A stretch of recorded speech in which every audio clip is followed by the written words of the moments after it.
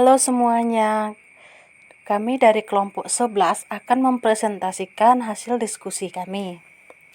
Di sini kami akan membahas tentang pekerjaan lapangan 1.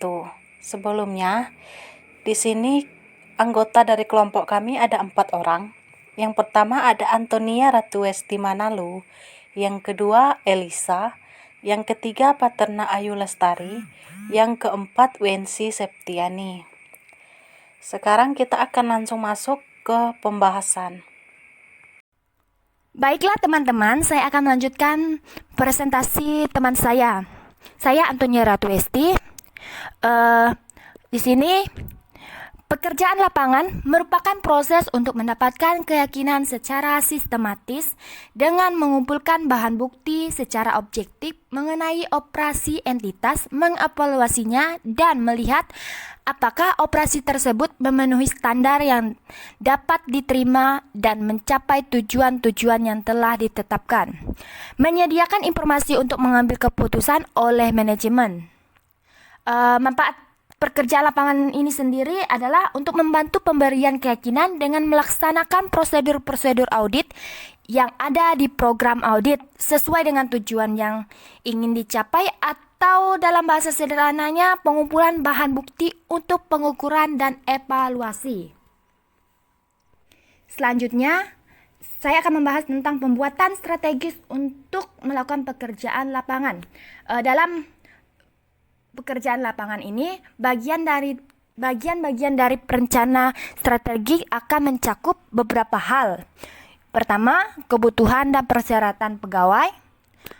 Ini untuk menentukan jumlah dan kualifikasi pegawai yang akan melaksanakan audit. Kebutuhan sumber daya luar. Jika pegawai internal tidak ada yang memiliki keahlian yang spesial, maka harus menggunakan sumber daya luar. Ketiga, pengelolaan staf audit. Pengelolaan staf audit tergantung dari kompleksitas pekerjaan dan kebutuhan rentang atas kontrol. 4.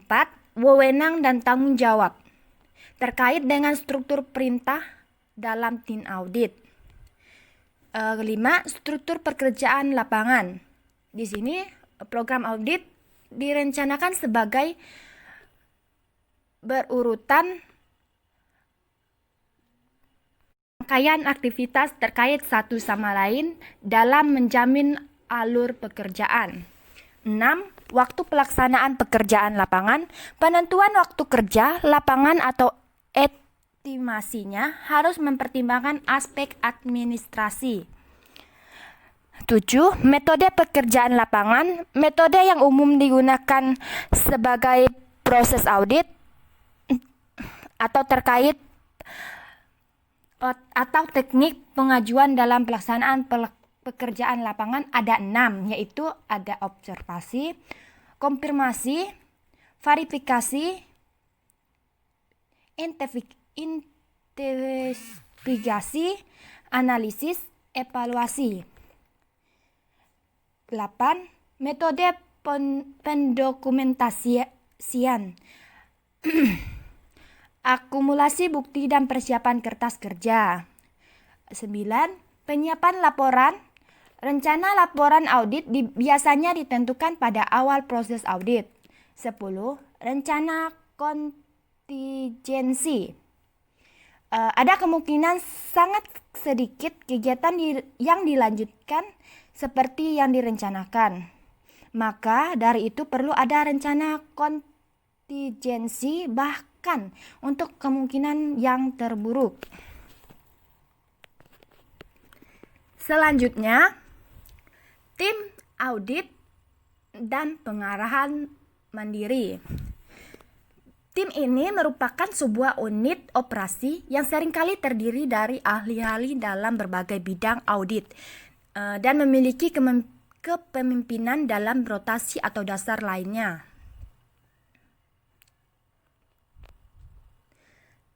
Dengan adanya tim ini, maka diharapkan akan ada evaluasi terhadap kualitas audit internal, serta adanya revaluasi mengenai tujuan-tujuan dasar organisasi independensi, pekerjaan audit yang tidak bagus, dan pengambilan keputusan yang tidak memadai. Tim ini juga membuat keputusan sendiri. Dan tim ini menerima tanggung jawab atas pekerjaannya dan berbagai tanggung jawab bila terjadi kegagalan. Halo semuanya, perkenalkan nama saya Elisa.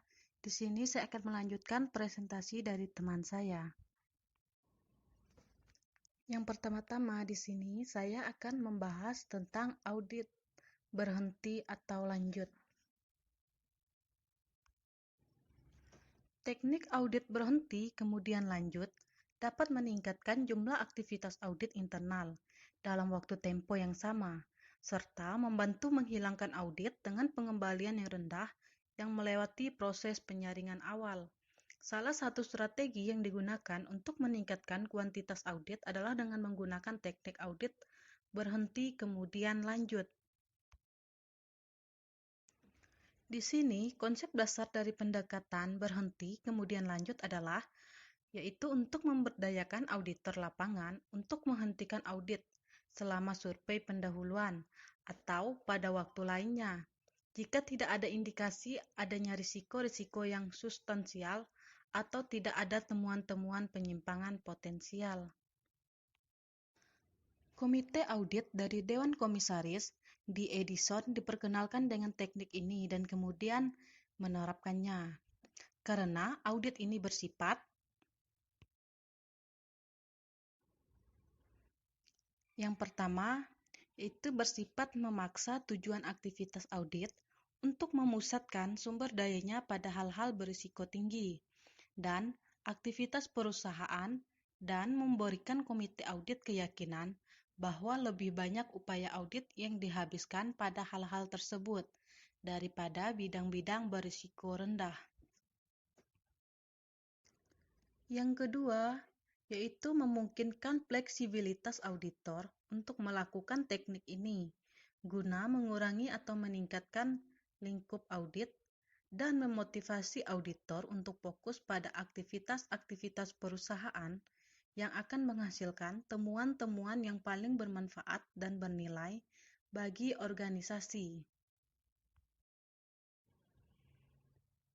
Yang ketiga, meningkatkan jumlah audit di atas cakupan audit minimum, karena auditor melakukan lebih banyak audit dengan jangka waktu yang lebih pendek di setiap tahun. Selanjutnya, saya akan membahas tentang Control Stress Assessment atau GSA, merupakan salah satu jenis audit partisipatif. Audit tersebut diterapkan untuk mendapatkan informasi yang terbukti sulit untuk dikumpulkan oleh staf audit tradisional.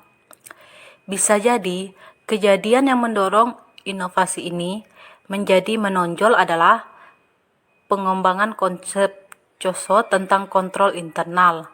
Konsep ini mengidentifikasi aspek-aspek kontrol internal yang kurang substantif dibandingkan metode tradisional yang sedang dipertimbangkan. Control Stress Assessment memperbaiki kekurangan ini dengan menggunakan staf untuk mengevaluasi aspek-aspek kontrol internal berdasarkan apa yang mereka lihat, alami, dan praktikkan. Metode yang digunakan adalah mengembangkan semacam pertemuan yang dilakukan staf audit, tetapi terdiri dari karyawan klien yang akan mengevaluasi dan mengukur aspek-aspek dari kontrol internal. Peserta audit internal membuat pertanyaan dan masalah yang akan didiskusikan. Peserta dari klien membahas bahan-bahan tersebut dan mencapai kesimpulan mengenai diterapkannya aspek-aspek kontrol internal dan efektivitas yang sedang didiskusikan. Mereka juga berusaha mengidentifikasi penyebab masalah dan aktivitas perbaikan yang mungkin. Yang selanjutnya adalah bagian-bagian dari pekerjaan lapangan. Tujuan-tujuan audit terkait dengan tujuan-tujuan operasional, namun memiliki maksud yang berbeda. Tujuan-tujuan audit dirancang untuk menentukan apakah tujuan-tujuan operasi tertentu telah dicapai. Tujuan audit dicapai dengan menerapkan prosedur-prosedur audit untuk menentukan apakah prosedur-prosedur operasi berfungsi sebagaimana mestinya dan mencapai tujuan-tujuan operasi. Tujuan operasi diterapkan oleh manajemen. Tujuan audit ditetapkan oleh auditor. Prosedur-prosedur audit adalah sarana-sarana yang digunakan auditor untuk memenuhi tujuan-tujuan auditnya. Prosedur-prosedur audit merupakan langkah-langkah dalam proses audit yang menjadi pedoman bagi auditor dalam melaksanakan penelaahan yang direncanakan berdasarkan tujuan-tujuan audit yang diterapkan. Oke teman-teman, nama saya Paterna Ailostari. Saya akan melanjutkan pembahasan dari teman saya.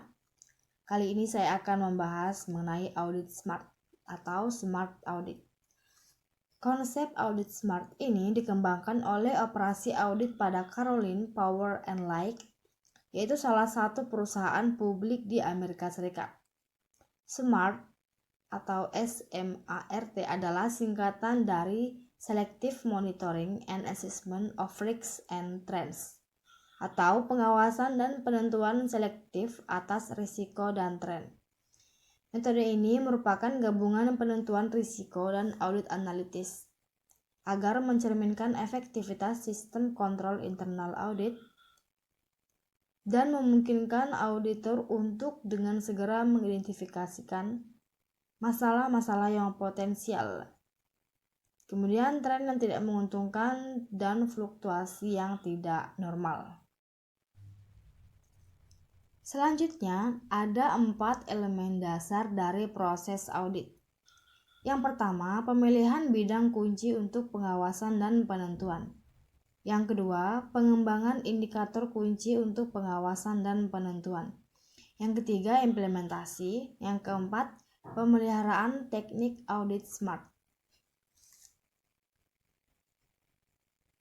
Kemudian, ada beberapa dasar kriteria pemilihan bidang kunci untuk pengawasan dan penentuan, yaitu risiko yang dihadapi organisasi, lingkungan kontrol lemah, perubahan atau inisiatif baru, bidang masalah yang diketahui dan mutu informasi, likuidasi aset dan kontrak utama, kemampuan menggunakan teknik audit berbantuan komputer secara efektif, dan yang terakhir, manajemen atau kekuatan dan fokus. Kemudian selanjutnya ada beberapa elemen pemeliharaan teknik audit SMART. Yang pertama, penugasan aktivitas audit SMART ke masing-masing anggota tim. Yang kedua, mengupayakan pendokumentasian yang layak dan penyimpanan tersentralisasi.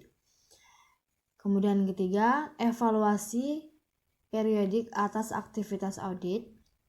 Dan yang keempat, pertimbangan penggunaan selama proses perencanaan audit tahunan. Kemudian, manfaat utama dari pemeliharaan teknik audit SMART, yaitu meningkatkan penggunaan metode audit terbatas, meningkatkan upaya audit, dan memperbanyak audit yang efektif. Kemudian, dapat mengidentifikasi masalah dengan tepat waktu, dan kemudian meningkatkan deteksi kecurangan dan perencanaan audit tahunan.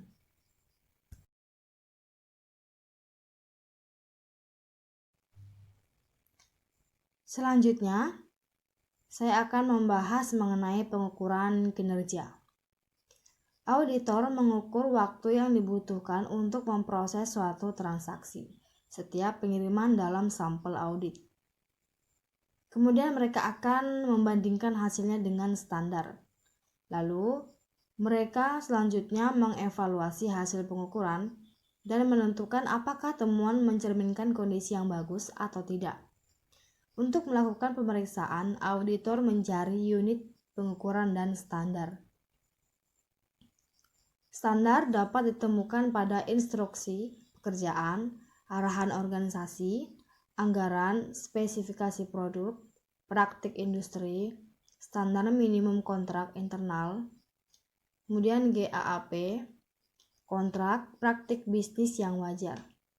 Maka dengan membandingkan temuan dengan standar, mereka dapat membuat kesimpulan yang objektif. Kemudian selanjutnya pembahasan mengenai pengembangan standar. Untuk memperoleh keyakinan yang memadai suatu standar wajar dan relevan, auditor meminta wakil lokal dari Dewan Keamanan Nasional untuk menelaah standar tersebut.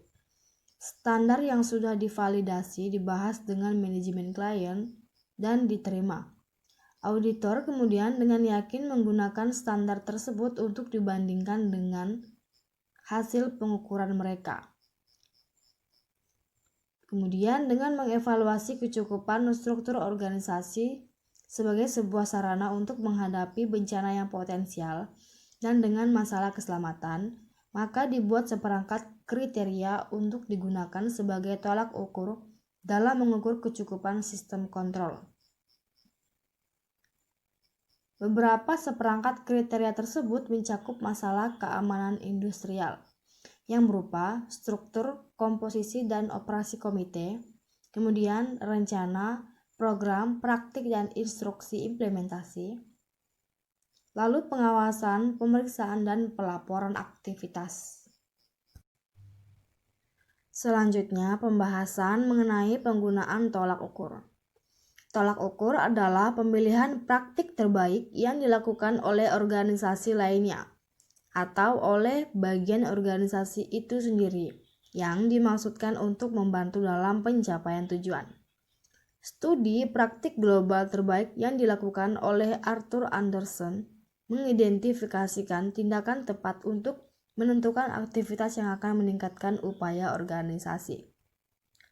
Aktivitas-aktivitas tersebut berupa analisis proses audit, kemudian merencanakan studi, lalu laksanakan studi, kemudian mendapatkan pemahaman. Lanjut, penggunaan tolak ukur adalah proses audit yang diterapkan pada disiplin ilmu audit internal secara utuh untuk mengidentifikasi metode yang inovatif dan produktif yang akan menghasilkan operasi audit internal yang lebih efisien. Tolak ukur dapat diterapkan ke filosofi dasar hubungan audit internal dengan organisasi ke organisasi dari fungsi audit, proses perencanaan, penentuan risiko dan proses evaluasi diri, pekerjaan lapangan, proses pelaporan dan hubungan auditor eksternal dengan Dewan Komisaris. Kenalkan, nama saya Wensi Septiani. Saya akan melanjutkan materi dari teman saya. Evaluasi. Evaluasi yang dimaksud adalah untuk mencapai pertimbangan yang benar secara matematis dan untuk menyatakan pertimbangan terakhir dalam hal apa yang diketahui. Evaluasi jarang digunakan untuk menentukan nilai moneter, tetapi lebih pada menemukan hal-hal sejenis dalam istilah-istilah yang lebih dikenal seperti ketepatan waktu pemrosesan faktur, atau akurasi matematisnya, atau akurasi dalam pemeriksaan penerimaan. Namun, evaluasi melibatkan lebih dari sekedar perbandingan ukuran dengan standar. Hal ini membutuhkan pertimbangan baik pada standar maupun pada hasil-hasil perbandingan. Hal ini juga membutuhkan penerapan konsep yang kongruen dalam standar dan proses pengukuran. Aspek-aspek operasi. Pengukuran yang dilakukan oleh auditor internal biasanya akan diarahkan ke 3 aspek penting organisasi, yaitu kualitas, biaya, dan jadwal. Contoh yang sederhana, misalkan auditor sedang memeriksa kontrol atas operasi pembelian. Pengujian. Tujuan khusus pengujian.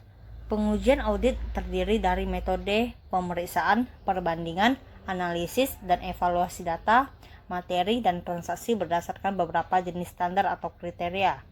Tujuan khusus proses pengujian adalah untuk menentukan 1. Validitas, yaitu kelayakan, keaslian, kewajaran.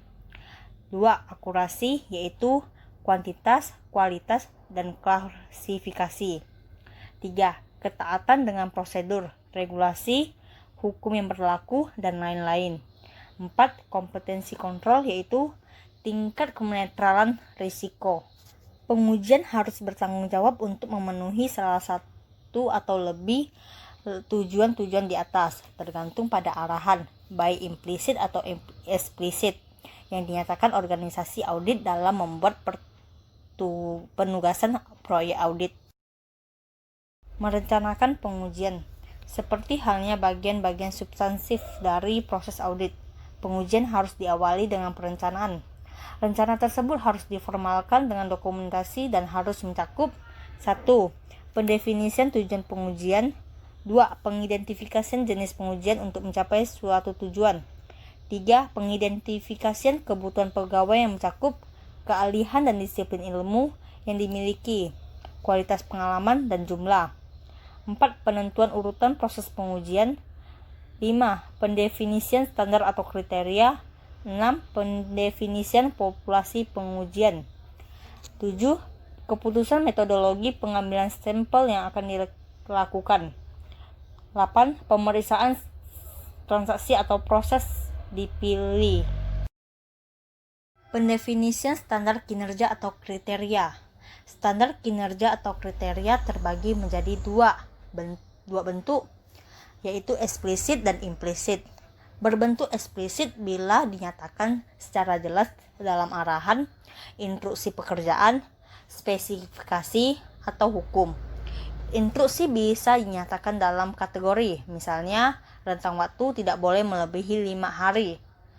Sedangkan standar bersifat implisit bila manajemen mungkin telah menetapkan tujuan dan sasaran atau sedang mengupayakan penetapannya, tetapi tidak menyatakan secara eksplisit bagaimana mencapainya. Definition populasi pengujian. Populasi yang akan diuji harus dipertimbangkan sesuai tujuan audit. Jika tujuannya adalah memberi opini atas transaksi yang terjadi sejak audit terakhir, total transaksi mencerminkan populasi.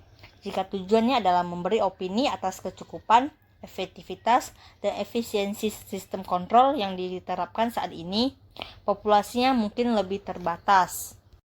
Metodologi pengambilan sampel yang akan dilakukan.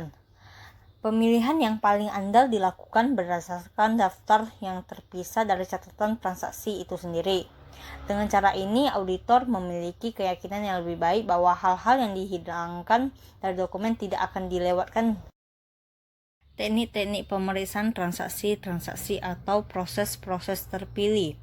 Auditor memeriksa dokumen, transaksi, kondisi, dan proses untuk mendapatkan fakta-fakta dan untuk mencapai kesimpulan.